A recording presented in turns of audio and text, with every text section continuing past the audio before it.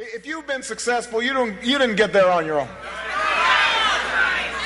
You didn't get there on your own. I'm always struck by people who think, well, it must be because I was just so smart. There are a lot of smart people out there. It must be because I worked harder than everybody else. Let me tell you something. There are a whole bunch of hard-working people out there. So there's communism. That's Karl Marx, Obama. That's Hugo Chavez, Obama. That's Joseph Stalin, Obama. That's Pol Pot, Obama. This is a very dangerous man. This is a very dangerous man. I have studied dictatorships all of my adult life. You want me to get very serious now? And let me remind you of something that you may not know because you just don't know it. Things don't start the way they end. They start with almost innocent remarks like this. Hitler did not start with Treblinka. Hitler did not start with Dachau. Hitler did not start with death camps. Hitler started with rather benign racial purity laws, and no one stopped him.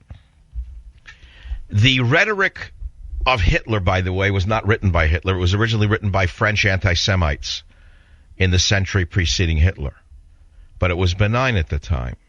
The rhetoric that Obama is expressing is not his own rhetoric. This is what is deeply embedded in the man's brainstem. He has been inculcated with hatred for the American way from the cradle. He has been reinforced by his mother, God rest her soul. By his grandmother and grandfather were avowed Marxists. All of his mentoring was that of this rhetoric. This did not come out of the blue. This is in the man's DNA. This is in the man's DNA. It's anti-American, anti-capitalist, anti-business, anti-success rhetoric. It is the rhetoric of Karl Marx. It is the rhetoric of Fidel Castro.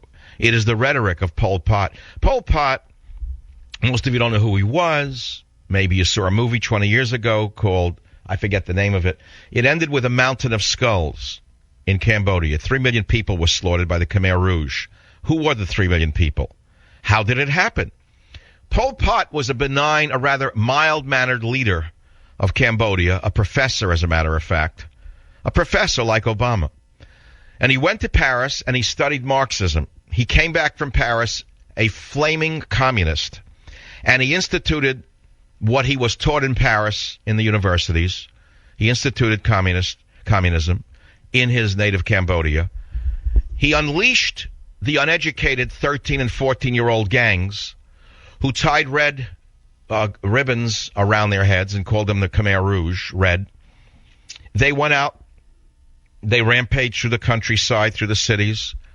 They beat up anyone who was successful. They arrested anyone who was successful. They stole from anyone who was successful. They imprisoned and worked to death and tortured anyone who was successful. Anyone who had eyeglasses was considered an enemy of the state. Teachers, doctors, lawyers, engineers, police chiefs, architects. Everybody who worked hard for what they had was seen as an enemy of the communist state of Cambodia. You say, now, Savage, what does that have to do with that nice man in the White House with such a nice wife and such nice children? I'll let you figure out 2 and 2. It starts with rhetoric like this. It unleashes the genie in the bottle.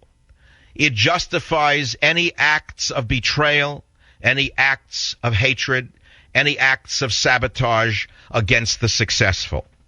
It unleashes the genie of hate. Obama is the most hateful man who has ever plagued the White House. This man is the most dangerous, most divisive president in the history of America. Everything is at stake in November. Unfortunately, on the other side, we have Mr. Peepers, Mr. Milquetoast, Mr. Check Pants, Mr. Country Club, Mr. Nice Guy. I'll remind you of something else. Nice guys don't finish last, Mr. Romney. They don't finish at all. Set.